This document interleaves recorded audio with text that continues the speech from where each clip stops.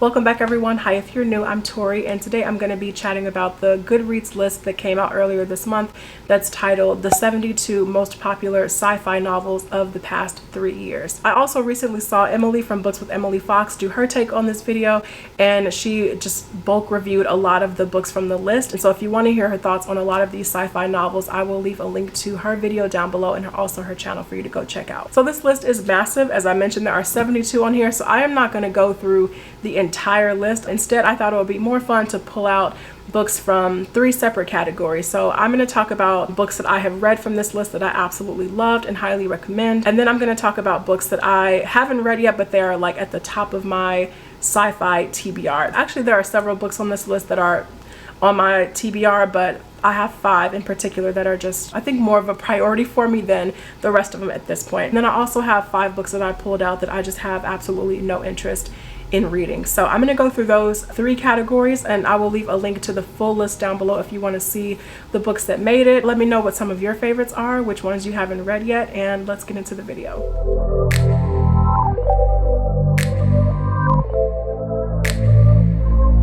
First, let's start with the category of some of the best books that I have read so far from this list. I have 6 books that I want to share with you in this category, and actually I would classify all of them at this point as some of my sci-fi favorites. So the first one that I want to talk about is A Memory Called Empire by Arkady Martine, and this is book 1 in the Taxicalon duology. I read this a couple of years ago now at this point, and just still absolutely love this book. In A Memory Called Empire, we have our main character Mahit, who comes from this really small independent station. Her people, they pass memories down from generation to generation through this technology called Imago. And so really they do it just to preserve knowledge of their culture and just the way that things are done. And so Mahit, she is called to the capital of the empire to take up the ambassador position after her predecessor has died. And so she goes to the capital of the empire and is just so instantly steeped in the politics and the culture of the empire. She has the memories of her predecessor, but it turns out that the memories are actually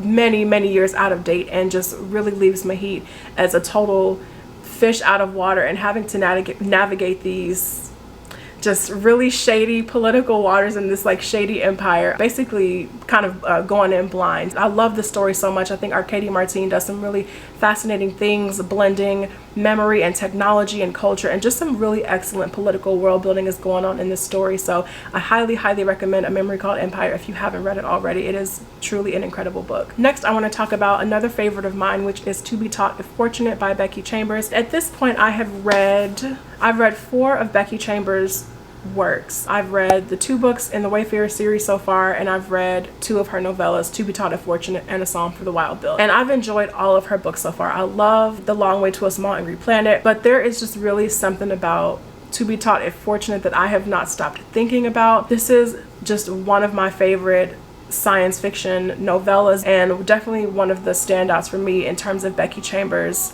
body of work. The novella, we're following a crew of astronauts who are surveying different planets to determine, if they're potentially viable for human life. And so they're doing their surveys of these different planets, and we're getting a lot about just the ecology of the planets that they land on, and it's just such a fascinating study in that sense alone. But as the novella goes on, the crew learns that Earth has gone silent and has stopped responding to their messages, and they're really just out here in the universe. I love this novella so much. It's so quiet, but in so many ways it just has this like profound nature to it, and yeah, it's excellent. So I definitely recommend it, and it's a standout on the list for me. Next, I have another novella that is just very dear to my heart at this point. This is Remote Control by Nnedi Okorafor. I think this novella just really solidified my love for Nnedi Okorafor's work. This was one of the best books that I read last year. There's so much going on in this novella, but it's just so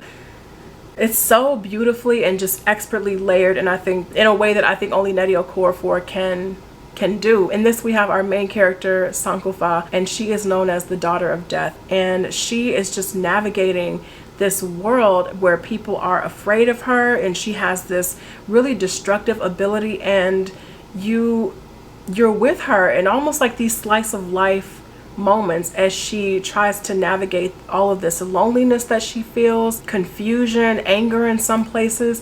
And it's just such a good it's such a good book. We see her when she's really young, before death even entered the picture, and you see what her life is like after. I love this novella so much. It's also really dark. I would definitely classify it as sci-fi Afrofuturism, but it almost has like a dark fairy tale vibe to it, if that's something that you're interested in. It's excellent. And then next I have a book that I just love talking about. I love whenever I can just insert it into any kind of recommendation, and that is The Light Brigade by Kameron Hurley. I absolutely love this book. I love books that are playing with time, the structure of time, the structure of reality. It's so fun, but at the same time I think it just takes so much skill to craft a story like this. There were just so many points in the story where I was just sitting on my couch like, what? Like, how this, it's just so incredible how all of it just kind of ties together. In this book, we have a corporate war that has been going on, and we have soldiers that are working for this corporation, and they are kind of like beamed onto Mars via light, and they are fighting this war on Mars for the corporation. And so our main character in the Light Brigade, they are one of the newer recruits for the corporation, but when they get, when they get busted down into the light on Mars, they realize that they are not experiencing time the same way as their fellow soldiers. And I can't even go that deep into it because just things get so complex after a while, but it is just truly, the structure of it just really blew me away. I was just so engaged with it the entire time, and it is just such a great read. So I highly recommend The Light Brigade. I had so much fun with it, and yeah, it made me a huge fan of Kameron Hurley, and that is only my first book by them, so I cannot wait to read more. And then kind of in that same vein, one of my other favorite books from this list that I have read actually recently is Recursion by Blake Crouch. This is another one that I just absolutely fell in love with. I'm pretty sure I'm going to be obsessing over this book for the rest of the year at this point. This is another one that is playing with time and memory and the very essence of the very fabric of reality. We have this phenomenon called false memory syndrome. This causes people to experience things that supposedly never actually happened to them, but very early on you learn that false memory syndrome was actually a result of this memory chair that was created by a young ambitious woman named Helena, who wanted to, created to try to preserve her mother's memories because her mother was battling Alzheimer's disease. And just it gets out of control, gets into the wrong hands, and we just start experiencing these really just trippy moments, these instances of just really disjointed narratives sometimes, as our main character Barry is experiencing different moments in his memory and in his life, and you're just like, what's real and what isn't, and how are we bouncing back and forth like this? This is just truly one of the coolest structures in a book that I think I've ever read. And the thing is, Blake Crouch's writing is so, I don't know if this is the right word, but it's so economical. Like everything just makes sense. As the book goes on, it just becomes so convoluted in a sense and so complex, but the thing is, you're never lost because Blake Crouch, there's something in his writing that he knows how to make sure that you as the reader are keeping up. It's amazing. And then the last book that I am going to put in my favorites from this list is not going to be a shock to anybody, but that is Exhalation by Ted Chiang. Short story collection or not, this is just one of my favorite books that I have read in the past several years. This is one that I think everybody should read. I still love Stories of Your Life and Others more than this. That is one of my all-time favorite books, but Exhalation is just such a phenomenal follow-up to Stories of Your Life and Others. I just always can fully give myself over to a Ted Chiang story. He just really knows how to approach the human condition, human nature from just so many different angles, and just applies so many different sci-fi concepts and ideas to really mundane situations and just really extrapolate on them. It's so good. He's one of my favorite authors of all time. I will read anything that he writes within the realm of science fiction. If he wants to dabble into fantasy, I'll read that too, but as long as this man is writing sci-fi, I will be there. Now in the second category, let's get into some of the books from this list that are at the top of my TBR. I actually have a lot of books on this list, but I pulled out my top 5 that are more like my sci-fi priority reading at this point, and just books that I have pushed down the TBR for so long, books that I have just been ignoring, but I still really want to get to them, but there are just so many other things that get in the way. First is, I don't know why I haven't read this yet. The first is The Passengers by John Mars. I have had this book since it came out. I think this is the UK edition. I got this from the Book Depository, so this just sounds right up my alley. I am almost confident that I will love this book. It just gives me all the Black Mirror vibes. So in this, we have a world where self-driving cars are, you know, like the norm. They're very much a thing. Then we have 8 people who get into their cars, but when they get into them, the cars are then hacked, and the voice that comes through the speakers of the car says that they're gonna die. And it sounds like it's gonna become up to the public to select who lives and who dies. If I don't love this, that will honestly be the shock of 2022. And then next I have a pretty big one here. I'm very excited for this one. This is why it's at the top of my TBR. This is Wanderers by Chuck Wendig. I feel so bad. Del Rey actually sent me an arc of this book, and I never got around to the arc, unfortunately. I'm sorry, Del Rey, but I do have the final finished copy of this book now, and this has just been sitting on my shelf ever since it came out. And so I do have one experience with Chuck Wendig already. I did try to pick up his horror novel that came out last year that's called The Book of Accidents. I DNF'd that book. I do eventually want to go back to it because I did kind of recognize at the time that it just, you know, I wasn't in the right mood. The book was interesting. I'll put it like that. I was interested in the story, but there was just something about it where I was just kind of not motivated to turn the page. So I do want to revisit that book one day, maybe in audiobook form, but it is a temporary DNF. Putting that aside, I think Wanderers is going to be something that I just really enjoy, or if not, completely love. This is a post-apocalyptic novel, and in it we have this sleepwalking phenomenon that's happening, and we have our main character, I believe her name is Shay. I think her name is Shay. Oh, Shanna. She wakes up and her little sister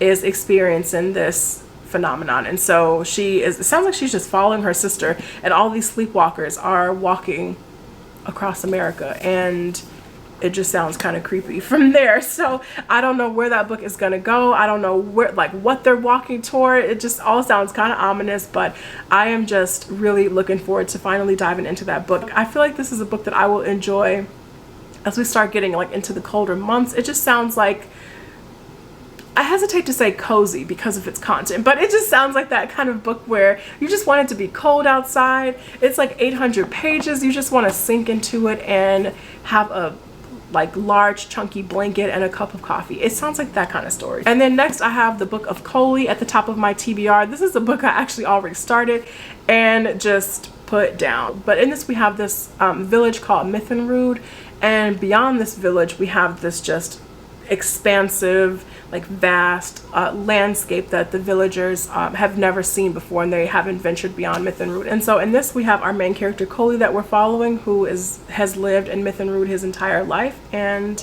he's gonna get quite the shakeup in this book. So I am looking forward to finally going back to the book of Koli. I am gonna finish that book before the year is over. That is top priority TBR, but already just very early on I was already invested in Koli as a character, and also the writing style. Carey has a really distinct writing style in this book that I think is just completely different from something like The Girl with All the Gifts, so I do want to eventually go back to the book of Koli, so it'll happen. And then next on my priority TBR I have Light from Uncommon Stars by Ryka Aoki. This is one that has just been really sliding down my TBR. So in this we have our main character Shizuka, who has made a deal with the devil to bring the devil 7 violin prodigies and, trade their souls for success pretty much.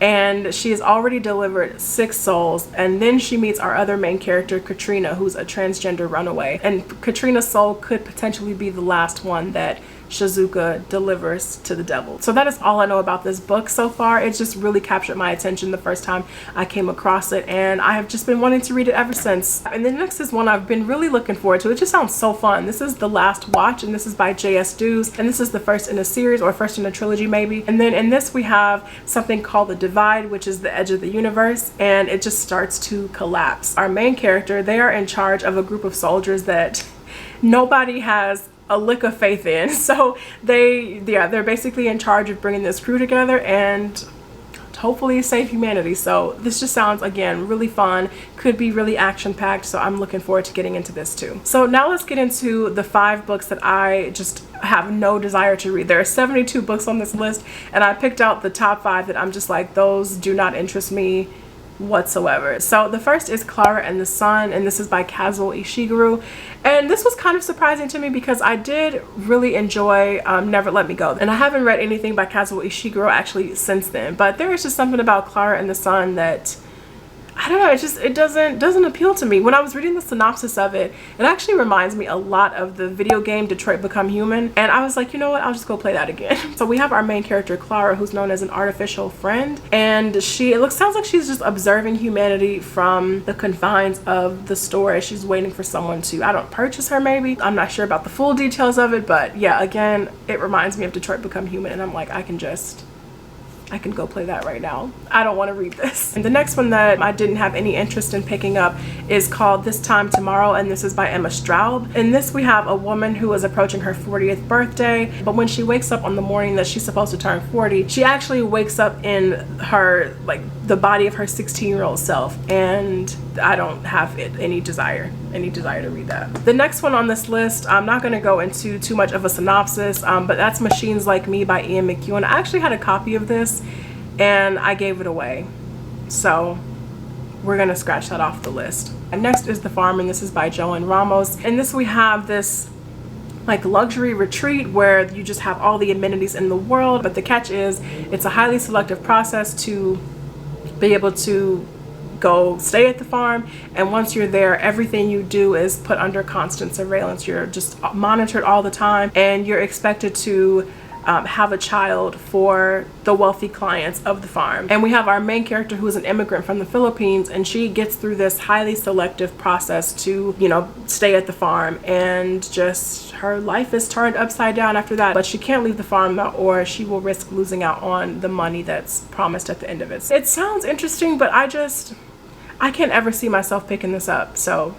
it's on the list. And then the last one that I just have no desire to read is Followers, and this is by Megan Angelo. And we have our 2 main characters who meet, and they basically try to come up with a plan to get a lot of followers and get wealthy and live these high-end lives. But then we also have another storyline that we're following. This young social media star just realizes that her life is coming down all around her and that her life is actually all a lie. That was a terrible description of that book, but that's the best I can do. I have 0 interest. So that is it for me, you guys. Let me know down in the comments what are some books that are at the top of your TBR from this list, some of your favorites that you've read, and just some books that you have no interest in reading. And I will see you guys in the next video. Take care.